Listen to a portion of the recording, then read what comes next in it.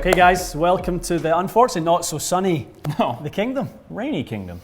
I think we brought the weather with us down from Canada, but we have every tool at our disposal from the 2020 range. We're just holding messing new around. stuff now, yeah. So we've just kind of sat through yesterday some PK sessions, and we kind of got introduced to the new product, some of the concepts behind it. Yep. I think people are going to be pretty shocked at some of the concepts.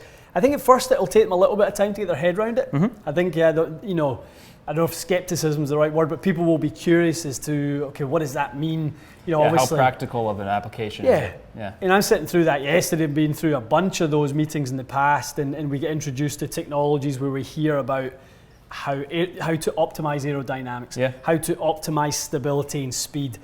Trying to mesh those things together, you're trying to fuse something, every possible way to make the driver the best it can be, and I think that's what we've got in the Shape and Motion series.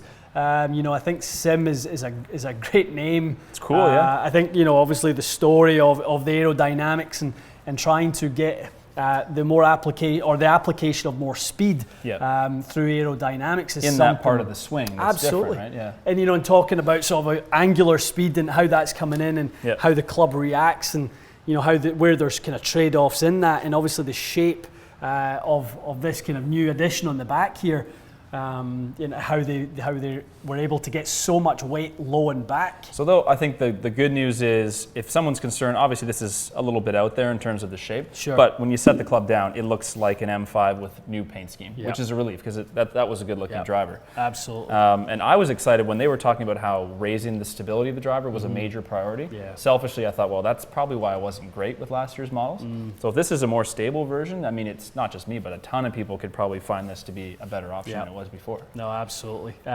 We've got the Max version. To start. Which you guys will sort of you'll be able to compare that. That's the M6, sort of obviously the new version of the M6. There's Sim, which is M5. So we don't have the Y-track anymore. No. We're just dealing with a front track toe to heel.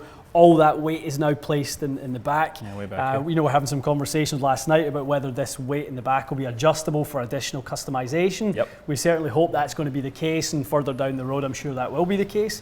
So we're going to dive into it. We're going to take some hits. And little initial test now, and then we've got someone from the design team coming in to see us in a little bit, which will definitely be good. Thoughts at address, and I think it looks really good. Yeah, it looks really good.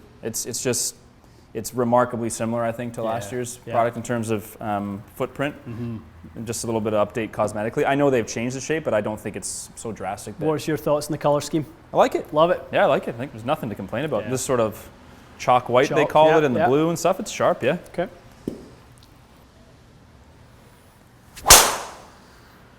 It's a good start. I can't even see the ball land. No. How'd that feel? It felt really good. I felt like I hit it pretty well in the center. And a good smooth one to start. Okay. I'm going to sneak over here and watch the numbers for us. I'm going to just take a little scroll through as we go. So 4 and 4 on the delivery. We're 4 from the inside, 4 up. Which is a relief. Which is interesting. I mean, that's pretty much where we find your optimal numbers. That's where I usually swing my best. Yeah. It really is. I love that. Good start. I mean, that wasn't the fastest swing. The ball speed seemed pretty good as an opener.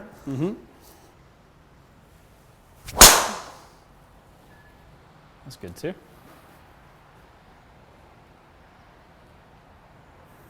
It's 2 fairways.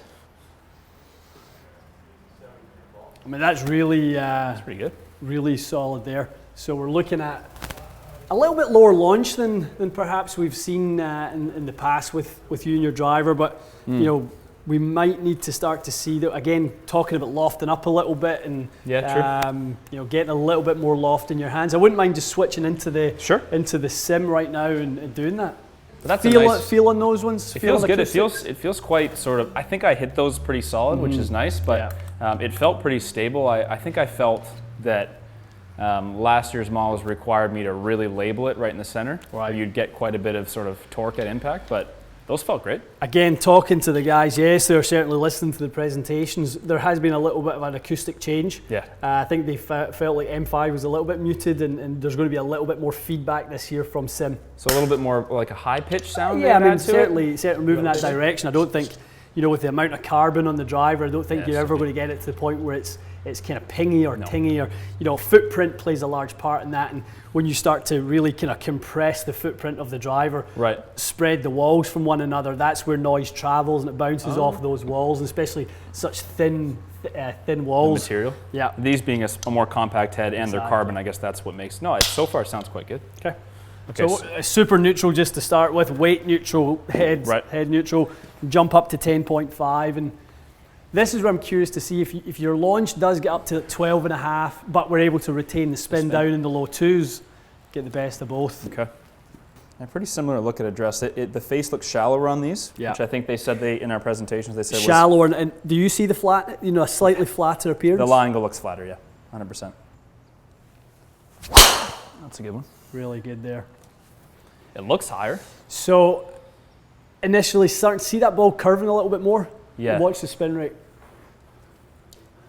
So it's literally bang on exactly what we thought or hoped would happen. As we see the spike in launch, we see the spin regulate right around. So you had to go down in loft to achieve that spin with max. That's cool. Right, so you've lofted up with sim and you've been able to raise the launch. I mean, to be honest, there wouldn't be much you'd really want to change about that. I actually don't get 12 degree on my driver, do I? So let's kind of play a little bit with that. Let's stabilize things a little bit as we can. It feels quite good. Did you notice the sound being a little different? Very different, yeah. Okay, so we've got a little weight in the toe. 10 grams, they said, right?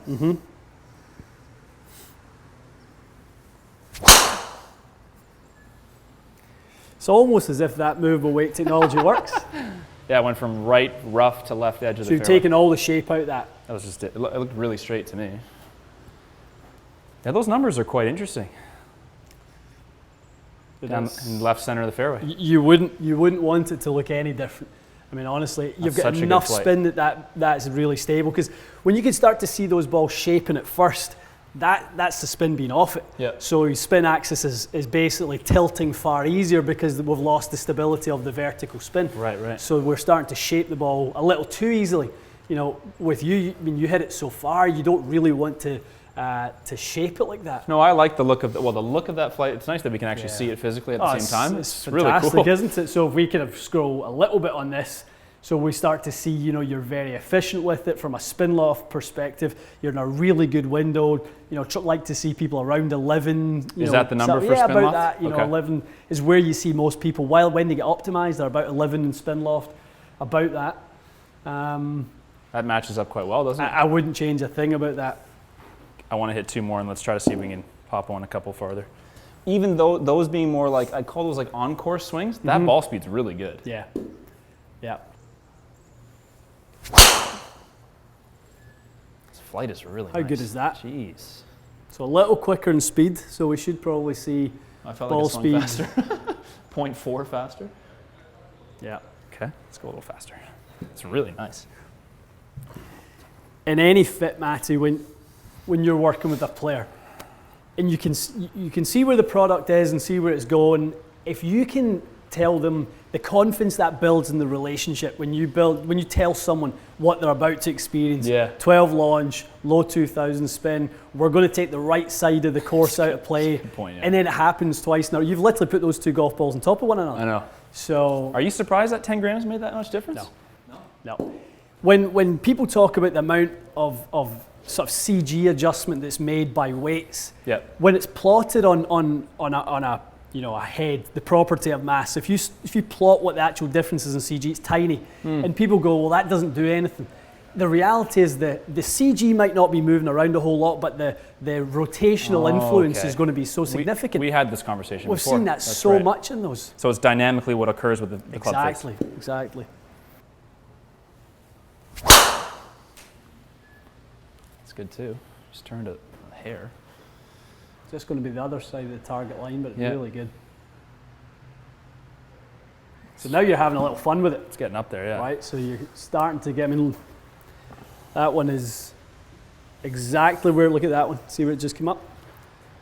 exactly where TrackMan is calibrated Oh, on. okay. So maybe there's just a bit of wind that made me think I hit it right.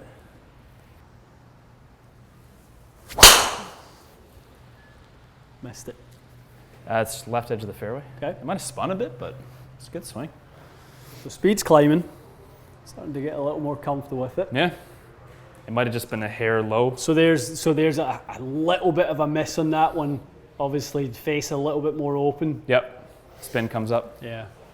Really good though. So that's much more your driver than Max, it would appear.